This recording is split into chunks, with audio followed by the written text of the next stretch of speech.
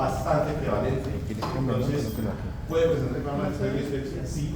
Enfermedad pancreatorial, la litiasis, la enfermedad que involucra tanto a la vesícula como el árbol biliar también puede manifestarse como dispepsia.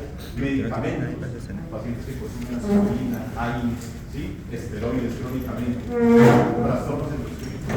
Y pues la dispepsia funcional es aquella dispepsia en la que pues no está explicada por cualquiera de estas causas. ¿Qué les digo que leí? La epidemiología, acá en este sistema epidemiológico del año 2020, pues no estaba pintado todavía Colombia como tal, pero pues vemos que en el mundo la incidencia en ciertas regiones alcanza casi hasta el 10%, y yo creo que hay muchos subregistros también. Uno en la consulta, los que han tenido la oportunidad de la consulta conmigo, vemos que casi que el 70-80% de la consulta de gastroenterología es dispepsia y síndrome de intestino irritable. Entonces, el cerebro está conectado con el intestino. Eso es clave y eso lo experimentamos desde nuestra evolución como seres humanos. Las emociones siempre se manifiestan con algo de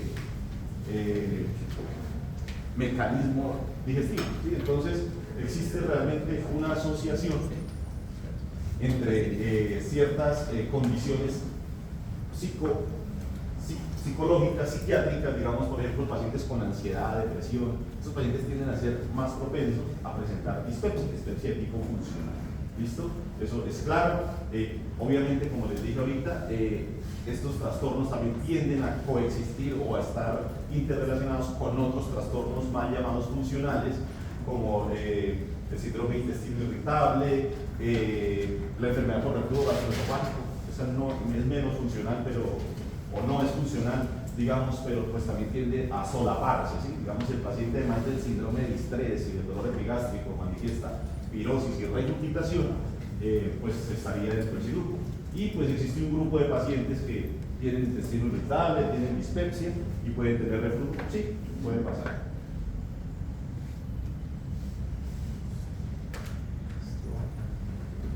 En cuanto a fisiopatología, ¿qué se ha visto? Específicamente hablando de dispepsia funcional, ya cuando se ha descartado, digamos, toda la etiología orgánica que pueda explicarla, lo que se ha visto es que tiene un mecanismo muy parecido a lo que pasa en el síndrome de intestino irritable, incluso en la enfermedad inflamatoria intestinal, específicamente colitis ulcerativa y enfermedad de Crohn. Y es que hay una alteración o una disbiosis en las uniones entre los enterocitos. Aquí específicamente estamos hablando del duodeno, ¿cierto? Entonces, lo que hay es una penetración, o sea, hay una pérdida de las conexiones o los desmosomas entre los enterocitos, hay una penetración de ciertas sustancias o bacterias que funcionan o que pueden llegar a tener la capacidad de desencadenar una respuesta inflamatoria y generarse una cascada de células, de neutrófilos, de citoquinas que van a aumentar la sensibilidad, ¿sí? Y van a generar los síntomas ya descritos, ¿sí? Entonces, por eso les decía que no es tan cierto de que esto sea funcional, porque funcional da la sensación como que es que no tiene nada, ¿sí? Y pues estos pacientes realmente sí están enfermos y hay que explicarles que sí tienen una condición y que sus síntomas son explicados por una alteración a nivel gastrointestinal, ¿cierto? Otro de los mecanismos que explican la dispepsia es que en ciertas personas hay una sensibilidad aumentada al jugo gástrico, ¿sí? Entonces, estos pacientes pues tienden a manifestarse más como dispepsia, dolor tipo epigástrico, ¿sí? Y lo otro es que también parece ser que hay una alteración en la acomodación del estómago, en el vaciamiento, hay un retardo del vaciamiento sin que el paciente tenga gastroparesia, que es otra condición pues, de la cual no vamos a hablar el día de hoy. Y de ahí pues los manejos médicos farmacológicos que utilizamos en esta condición. Entonces esto es para seguir recalcando de la importancia de la condición del eje intestino-cerebro y los mecanismos que están relacionados, aquí lo que les hablaba ahorita de la disfunción de la motilidad gástrica y la hiperestesia, que en última son los que explican pues los síntomas de dispepsia. Entonces la otra pregunta es ¿cuándo realizar estudios en dispepsia? ¿Cuándo realizamos estudios en dispepsia?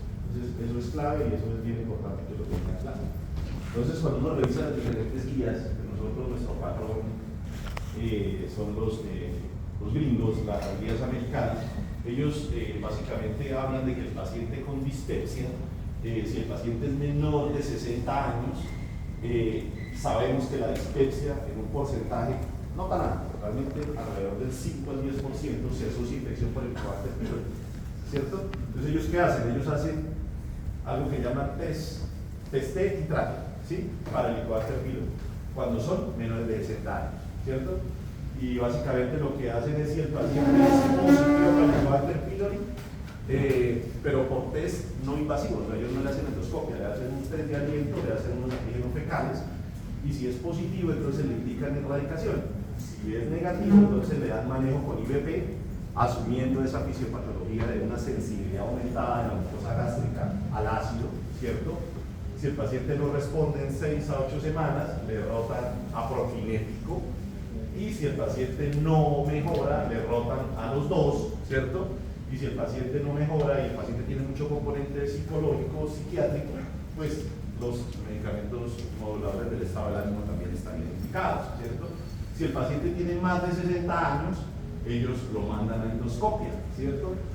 Y en este artículo un poco más nuevo de Lancet del 2020, bajan el punto de corte para el mismo algoritmo a 55 años. La pregunta es, ¿nosotros somos iguales a los gringos? Pues claramente no. Nosotros somos diferentes, ¿cierto? Y este mapa epidemiológico lo traigo acá para mostrarles la incidencia de cáncer gástrico, ¿sí? Y si ustedes ven, nosotros no nos parecemos a los gringos, nosotros nos parecemos más a los japoneses, a los orientales, ¿cierto? En términos de incidencia de cáncer gástrico. Entonces nosotros no nos podemos comparar ni podemos seguir las guías americanas, específicamente hablando de los pacientes con dispepsia. Este fue un estudio, una revisión sistemática publicada en el año 2014, utilizó la endoscopia como estrategia de diagnóstico inicial en dispepsia no investigada en Asia, es un estudio oriental, incluyó alrededor de 14.000 pacientes, ¿sí? Y los pacientes, se les hacía a pacientes con dispepsia endoscopia, y ellos que encontraron que una edad mayor a 35 años tuvo una precisión diagnóstica mayor para malignidad que la edad mayor a 45 años. Y de este estudio sale este otro estudio que lo hicieron en Bogotá, el doctor Pineda, el grupo del doctor Otero, el grupo de la Nacional, ¿sí? Y básicamente acá ellos lo que pretendían era determinar la prevalencia de enfermedad estructural en pacientes con dispepsia no investigada a través de endoscopia digestiva y establecer cuáles eran las variables clínicas que tenían utilidad para predecirla, ¿sí? Y ellos también encontraron una asociación estadísticamente significativa en relación a que encontraron que pues, pacientes de 35 años o más con dispepsia podrían estar relacionadas con alteraciones orgánicas, entre esas cáncer gástrico en estadios tempranos y avanzados, ¿sí? Entonces, con base en esos dos estudios, los médicos que hicieron las guías de dispepsia de la Sociedad Colombiana de Gastroenterología, publicadas del año 2015, que es la última actualización, ellos dijeron, no nos podemos basar en las guías americanas. Tenemos que hacer un algoritmo enfocado a nuestra población, ¿cierto? Entonces, esta es la guía, los invito a que la revisen, ¿sí? Y ellos establecieron. Entonces, se recomienda endoscopia de vías digestivas altas en todos pacientes con dispepsia no investigada con uno o más síntomas de alarma independientes de la edad, ¿sí? Entonces, los síntomas de alarma: vómito, lo que les comenté al inicio de la charla, anorexia, pérdida de peso, disfagia, anemia y cualquier manifestación de sangrado digestivo, llámese hematemesis, melenas, etc.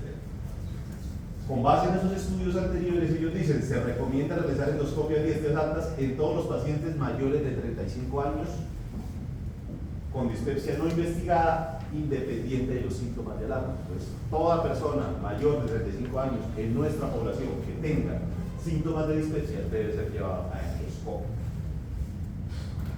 Y eso es claro, ¿listo?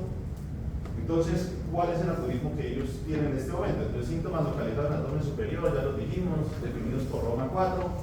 ¿Existe una enfermedad causante de dispepsia o no? Entonces ya dijimos, sabemos si se indica o no la endoscopia, si el paciente menor de 35 años, sí, si el paciente es menor de 35 y tiene síntomas de alarma, también. Si el paciente es menor de 35 años y no tiene síntomas de alarma, pues entonces hay que empezar a mirar, ¿sí? En menores de 35 años, mi recomendación, y yo lo hago, si no tiene síntomas de alarma, tiene síntomas de dispepsia, podríamos hacer un test rápido, ¿sí? Buscando H. pylori eventualmente, ¿cierto? Pero en 35 más, independiente de los síntomas de alarma, sí hay que hacer endoscopia, ¿cierto? Entonces, si se documenta infección por Helicobacter pylori, ¿sí? Entonces esos pacientes deben ser erradicados. Si no se documenta infección por Helicobacter pylori, o sea, erradicable Helicobacter pylori, ¿no? Y si no se documenta, entonces tratamiento con IVP por 4 semanas. Si el paciente no mejora, entonces se rota. Uno puede empezar o con el prokinético o con el IVP. Se rota luego otras 4 a 6 semanas por el prokinético. Y si el paciente no mejora después de 8 semanas de venir recibiendo, lo que dicen las guías y lo que recomendamos es busque otras causas, ¿cierto? Piense en otras causas, porque puede estar se le pasando alguna condición que puede estar dando una sintomatología parecida a la dispepsia que no sea dispepsia. Entonces, ¿el Helicobacter pylori produce dispepsia? Sí. Y básicamente esta foto la traigo para mostrar los cambios que se ven en el estómago asociados a la infección por el Helicobacter pylori, ¿sí? Básicamente puede hacer el eritema en parches, puede hacer engrosamiento de los pliegues, puede hacer algo que parece como nodularidad, ¿sí? Puede hacer atrofia, puede hacer cambios de metaplasia, lo que es que se adelgaza la mucosa. Y esto para decir que sí, el Helicobacter pylori modifica la mucosa. De hecho, el Helicobacter pylori hoy por hoy es un carcinógeno tipo 1, ¿sí?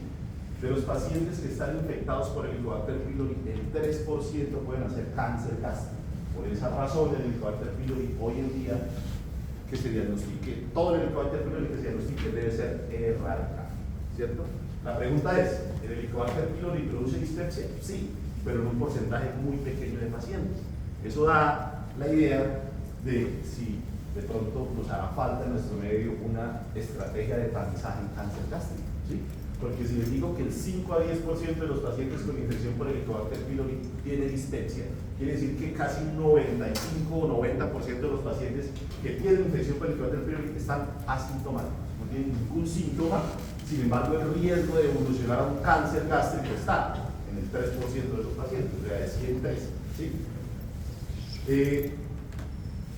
Cuando decimos que el paciente tenía una dispepsia por infección por el Helicobacter pylori, entonces en este paciente en el que se le documentó, se le hizo terapia de erradicación, ¿cierto? Los síntomas mejoraron sostenidamente en un periodo posterior a la erradicación de 6 a 12 meses. Entonces en ese paciente dijo sí, tenía dispepsia hacia el Helicobacter pylori. Obviamente una erradicación verificada, una erradicación comprobada con las pruebas pues, de test de aliento o antígenos fecales luego de la erradicación. Si no hay respuesta a la terapia de erradicación, el paciente se erradicó, se le hizo su examen a los 6 o 8 semanas de finalizar la terapia y no hubo una respuesta, entonces ese paciente está en el contexto de una dispepsia funcional. Una dispepsia funcional. ¿Listo?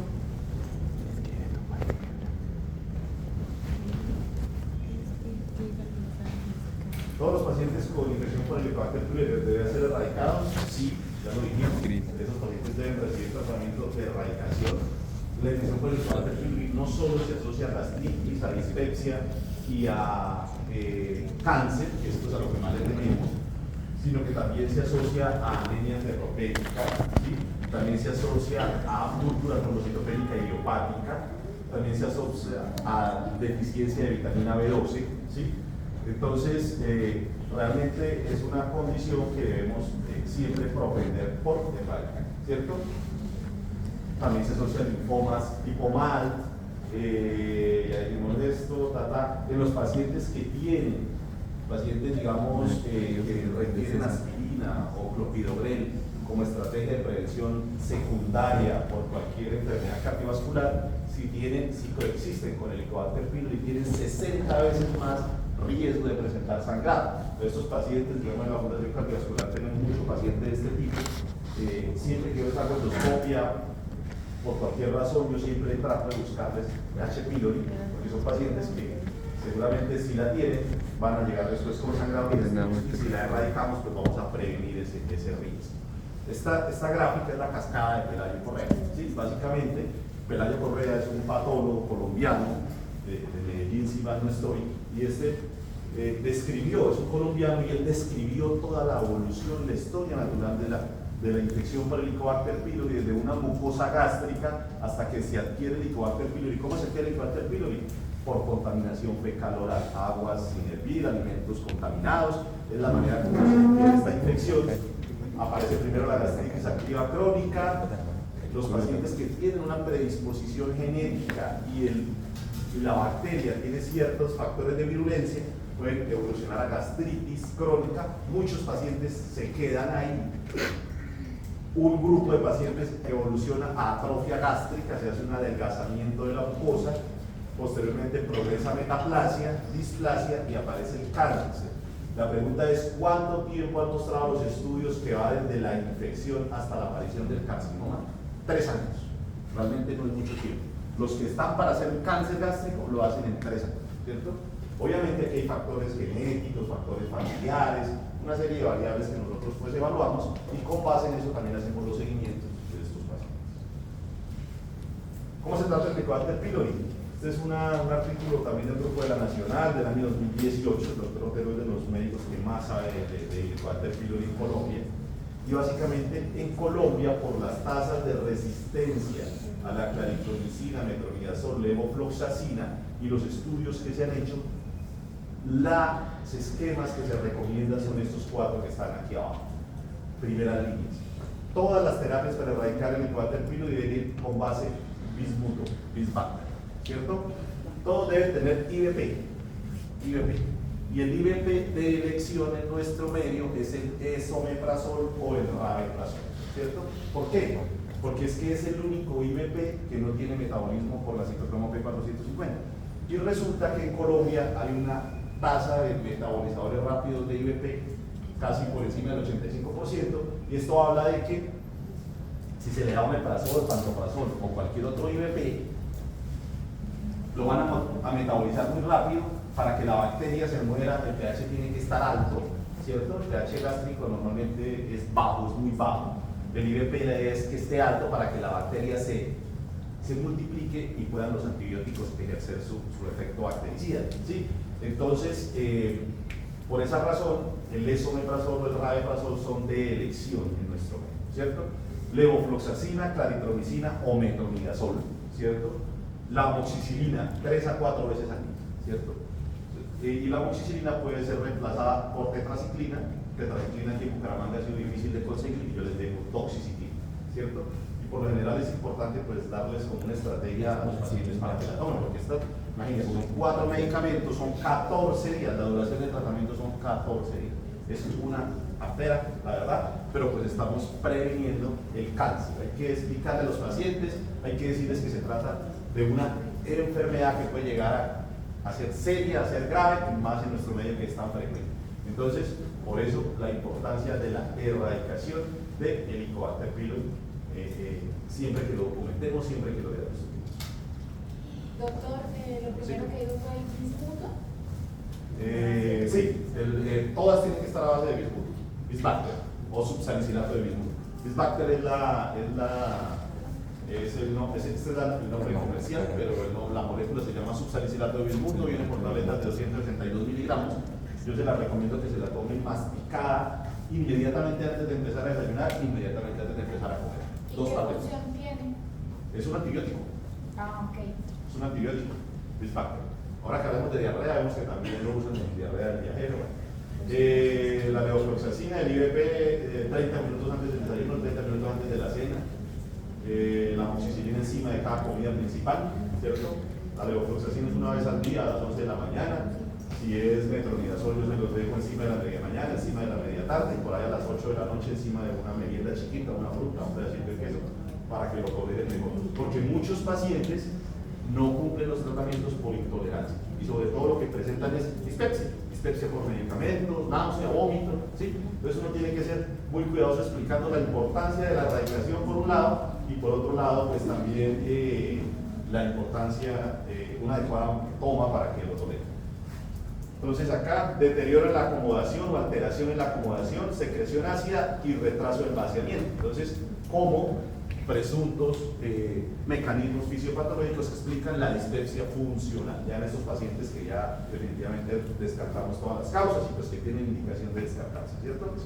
Para deterioro de la acomodación, entonces ahí actúan los prokinéticos que recomendamos: mosaprida, domperidone, metoclopramida no, porque produce mucho extrapiramidalismo. La metoclopramida la usamos más como un prokinético en entornos hospitalarios y por periodos cortos, pero mosaprida me parece un prokinético muy seguro. La tableta viene de 5 miligramos, la damos 20 minutos antes de cada comida principal, y entre los IVPs que podemos usar cualquiera, las dosis que se usan en dispepsia son dosis bajas, no altas como en erradicación de H. pylori o en enfermedad por reflujo gastroesofágico. Este es el algoritmo de la guía colombiana: dispepsia funcional, el H. pylori positivo sí, tratamiento de erradicador que compruebe la erradicación, presencia de los síntomas, seguimiento clínico, cuánto tiempo lo siguen o le dan el tratamiento 8 semanas, si no mejora, piense en otras cosas.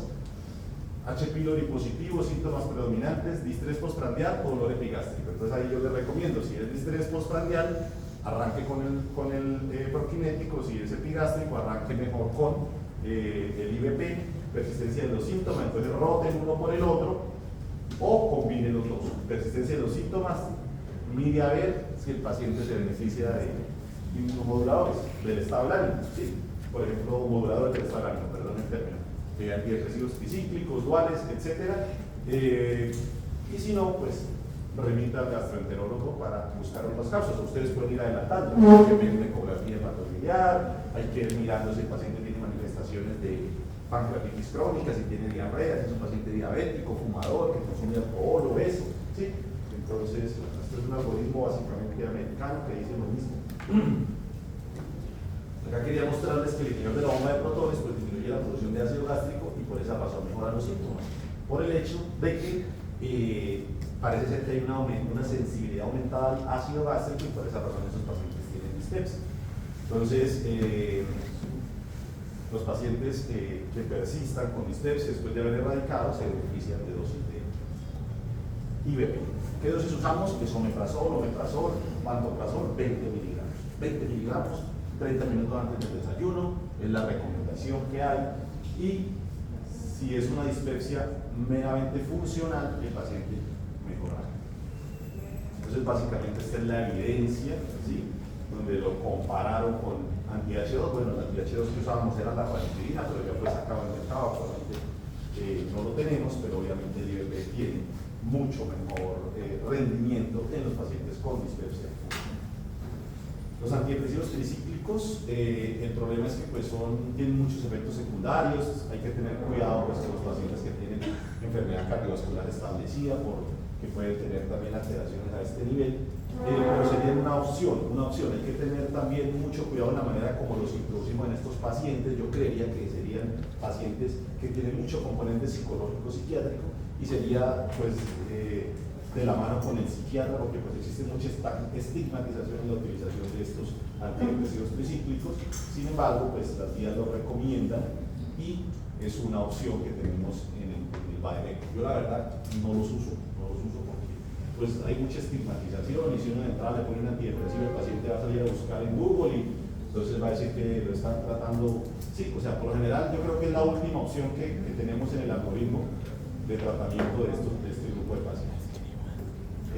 Prokinético, ya les mencioné.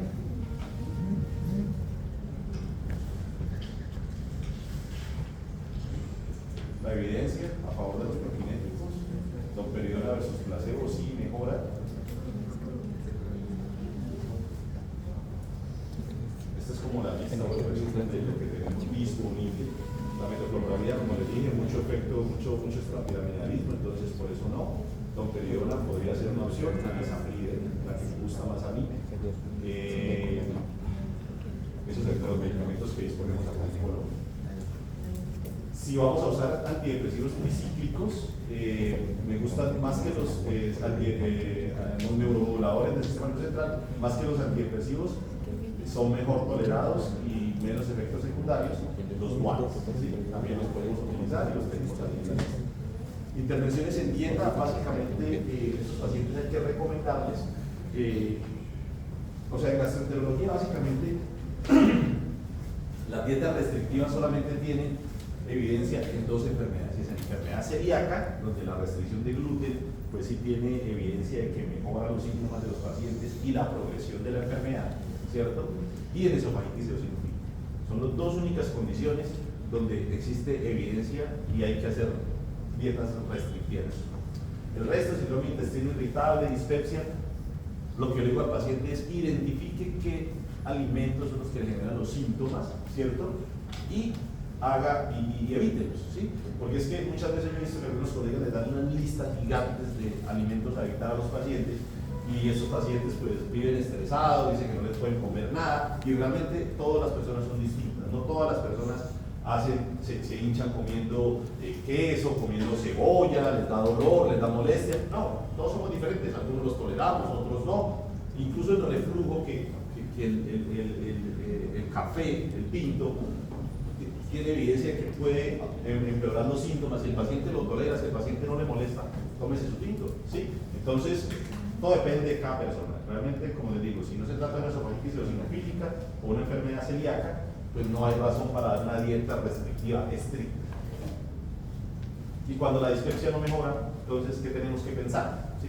Este es un estudio, básicamente, es un estudio también oriental, ¿sí? En donde incluyeron pacientes con dispepsia que no mejoraban, ¿sí? Y a estos pacientes lo que les hicieron fue estudios complementarios, entre esos endosonografía, ¿sí?